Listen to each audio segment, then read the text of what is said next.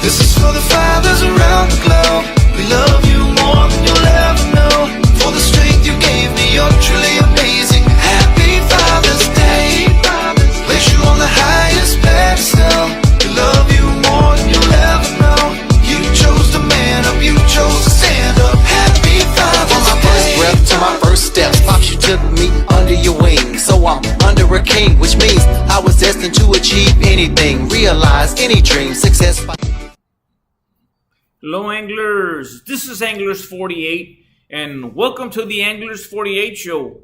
Thank you for joining us on this episode. What are we going to be talking about today, guys? Well, on this episode, we're going to be talking about some overnight fishing spots in Arroyo City, Texas. I want to be talking about some of the fishing spots that I've been to already and some that I want to be able to take advantage of, hopefully in 2024. So, the weather, we're still in winter.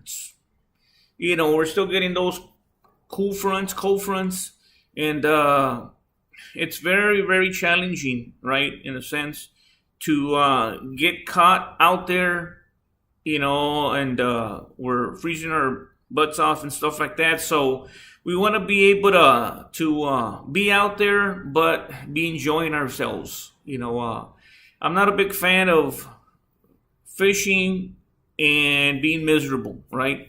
Sometimes it does come with the territory, but that's what this episode is about. And we've done a number of overnighters, mostly in Arroyo City, in Port Mansfield. But Tony and I, we've done about two of them. Right, the first overnighter that we did was right off the channel.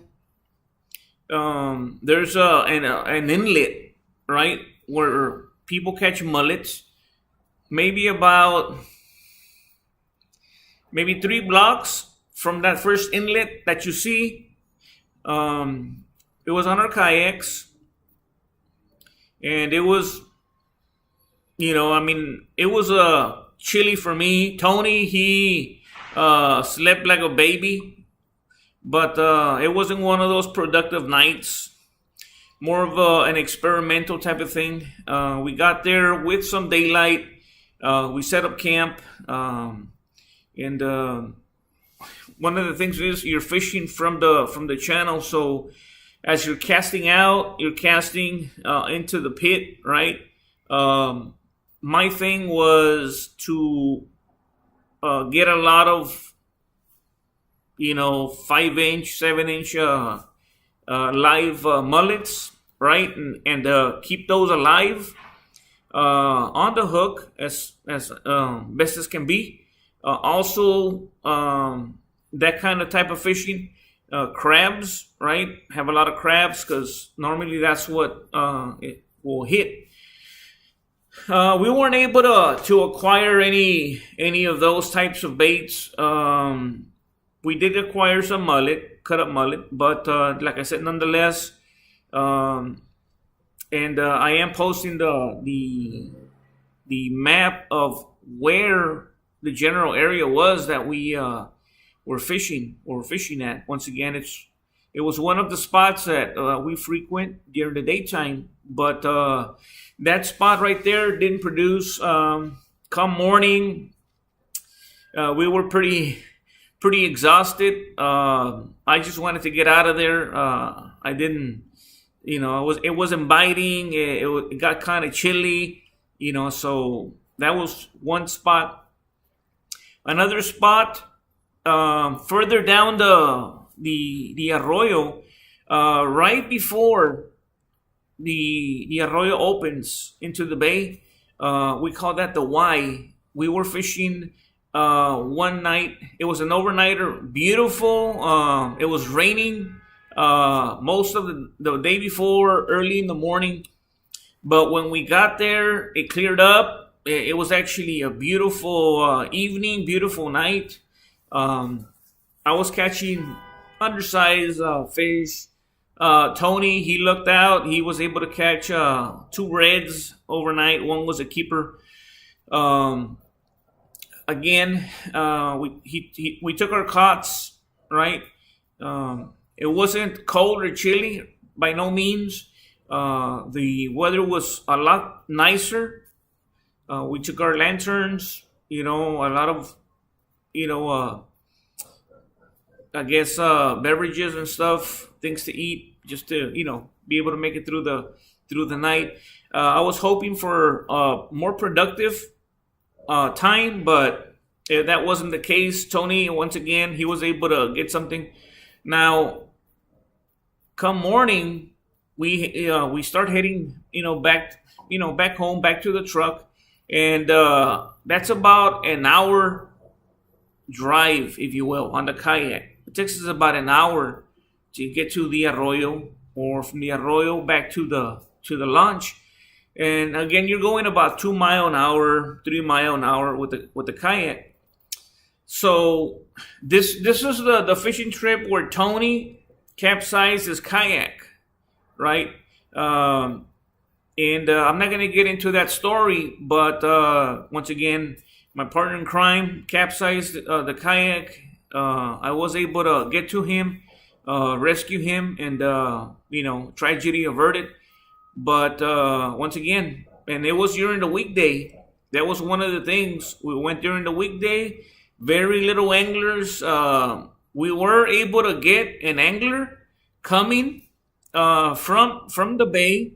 The angler spotted the over capsized kayak, and he was nice enough to help us carry it over to the shore. I wasn't going to be able to pull it with the kayak.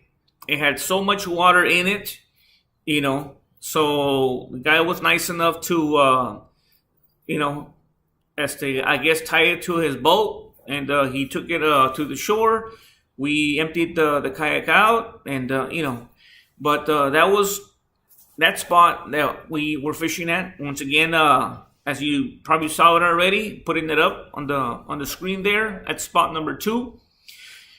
Now, before Tony started to go with me, I had a bass boat. It was a hydrosport, and another friend of mine, another 2 of my friends, we went out there and we were fishing on the south side, a little further down from where Tony and I were fishing, but we were fishing off the boat.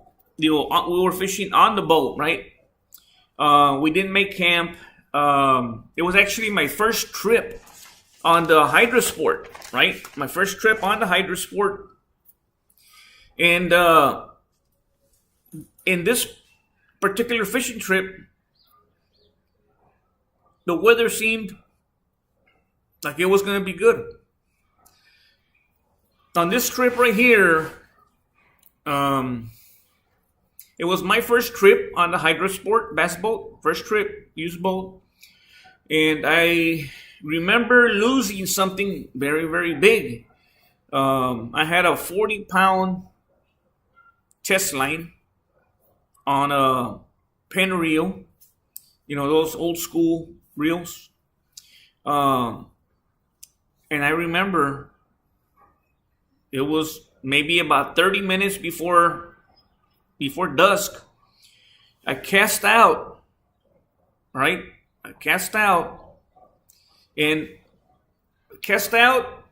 Set it, and I turned around, right, to go back to the boat with my buddies.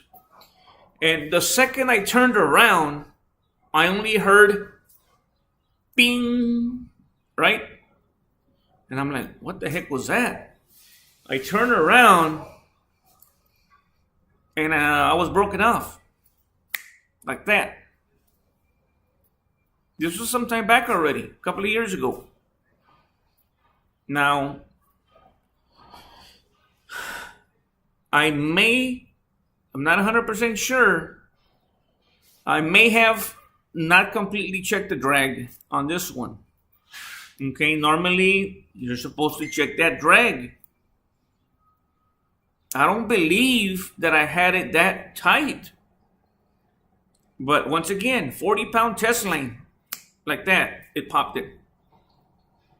It would have been an exceptional night, I believe.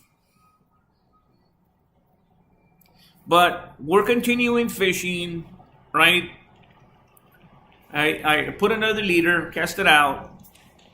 Now we're looking at about maybe midnight, right? It's midnight, starting to get choppy, starting to get ugly.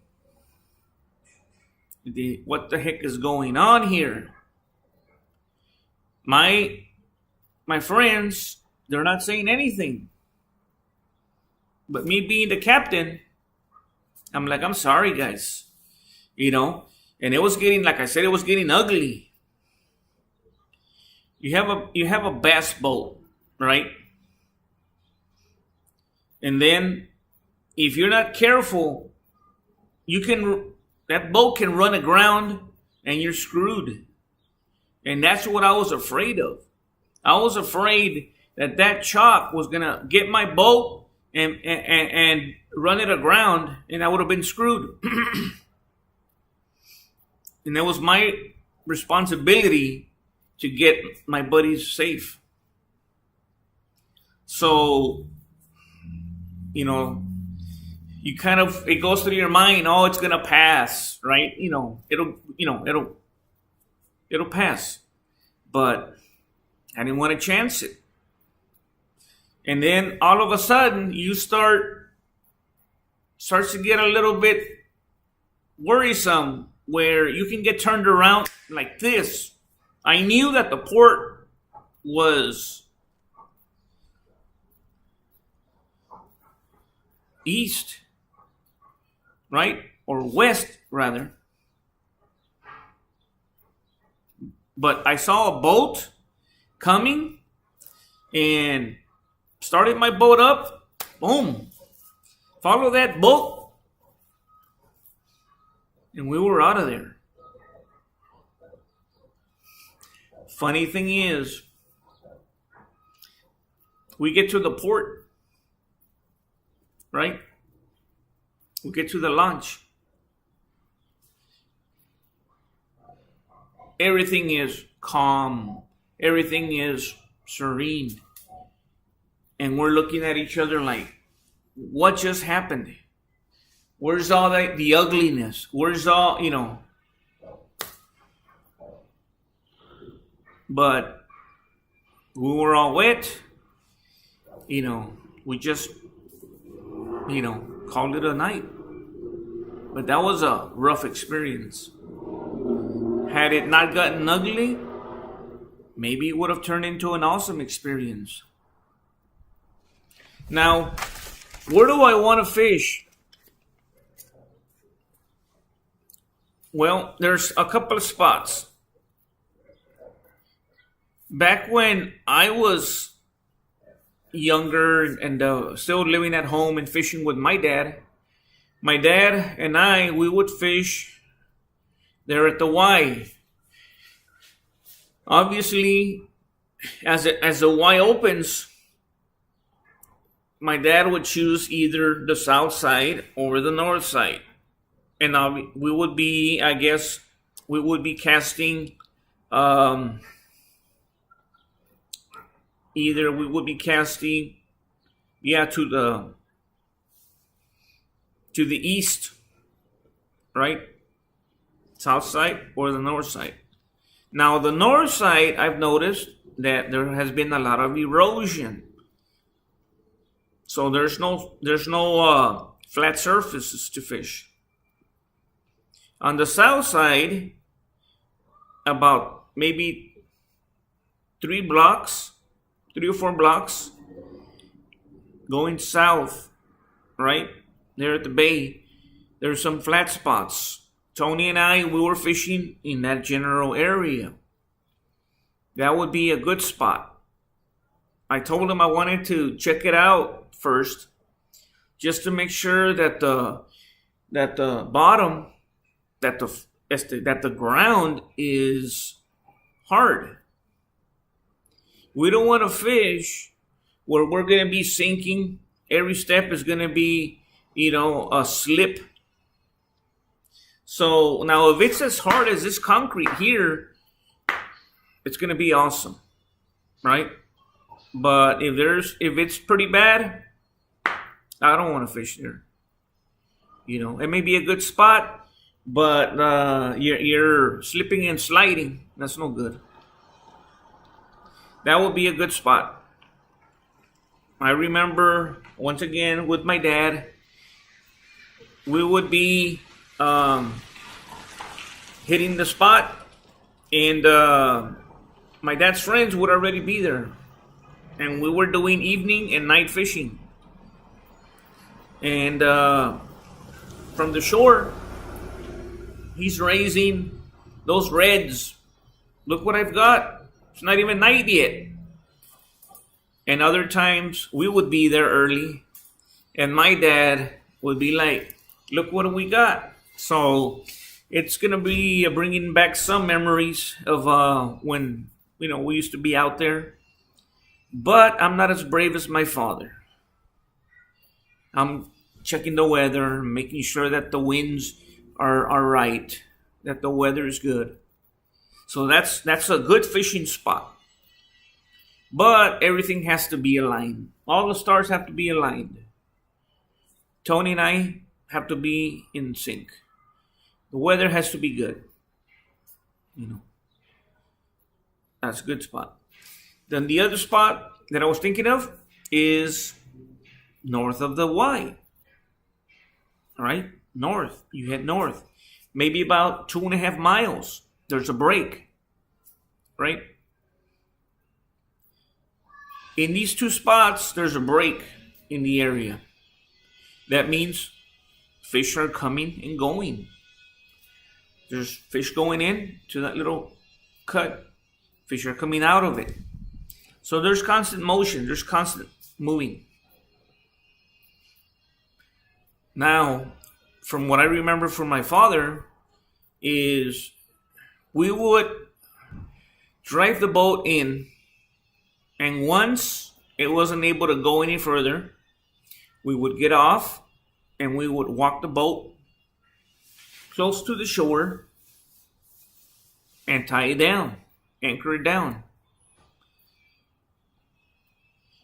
We weren't, at least I wasn't, I was a kid, but I don't believe my father was, I don't think, it's going to be morning and the boat is going to be aground. And that's what Tony and I kind of worry about. We got to get used to these spots, make sure that the boat isn't stuck, right? Because of the different tides, And I don't believe, not in those spots. I think high tide or low tide, the boat should be good in those spots. And as you can see, in those maps that I'm put up there, there's little cuts that are going in. Now another spot that I've wanted to try is Green Island. I think it's a little further north, if I'm not mistaken. We used to hit Green Island quite a bit, my father and I. So that's another spot. And the good thing about the islands is, whichever way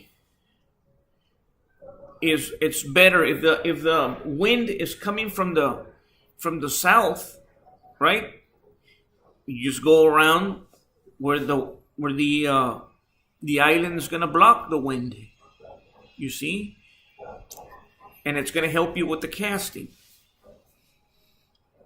Now, once again, you also have to be very prepared. In the elements, you got to take all the necessary measures. Let somebody know where you're going to be at. But we're looking at 2 to 3 mile an hour winds. If we see that on the map, you go on the weather, that's the one that we need to do. We can't do, it's going to be 10 mile an hour. No. 10? No. It's got to be 2 to 3 miles an hour. In case if it's wrong, it'll go up just a little bit to about 5, 6. Right? But yeah, those are the spots that I want to try. I'm gonna once again, Tony, just go back. Tony, he already found the leak on his boat, and he wants to give it a go again, but this time to Port Mansfield, and we want to see if this severe low tide can get itself taken care of. I know that in late January and all of February we have a severe low tide, and it doesn't affect us that much in Port Mansfield, but I know certain areas at the island do get affected. A lot of people, when they go to the island, when they go to Port Isabel, the bayside is affected. Some of the fishing spots at the island also are affected.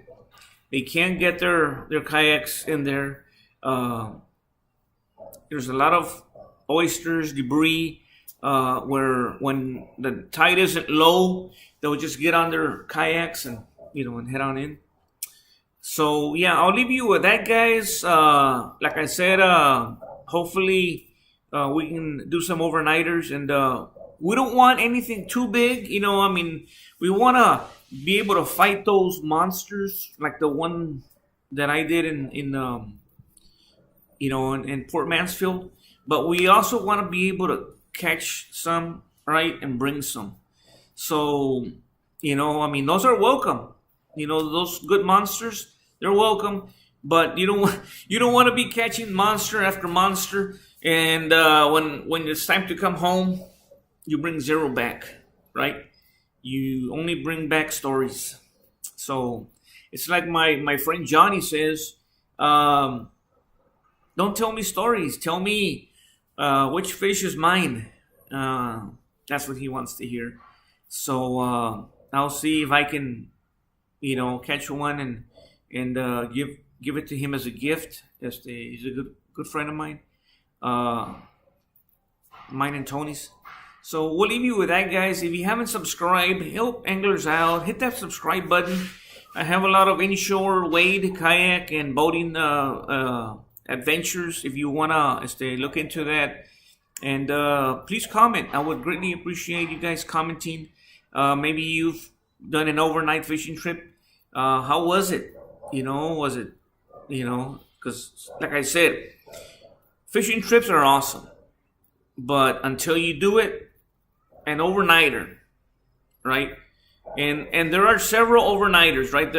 I've done a fishing trip where it's an overnight trip, and it's more hanging out, maybe doing a cookout, and just being with the friends rather than, And I've also done, an overnighter with friends where we're all, catching. We're not too much into the conversation thing, but when you do one of those, it's a special fishing trip. I guess I'll leave you with that. I'll be coming up with more shows related to the law that's coming up. I'll try to sprinkle a little bit of discussion on what we think of overfishing, our fishing areas, and are we really fishermen when we pass up a little canal, or if lake fishing doesn't interest us, or because I'll get into that some other time, right? But for right now, I'll leave you. Thank you for watching, and until next time, from far Texas, Anglers 48 in the Anglers 48 show, signing off.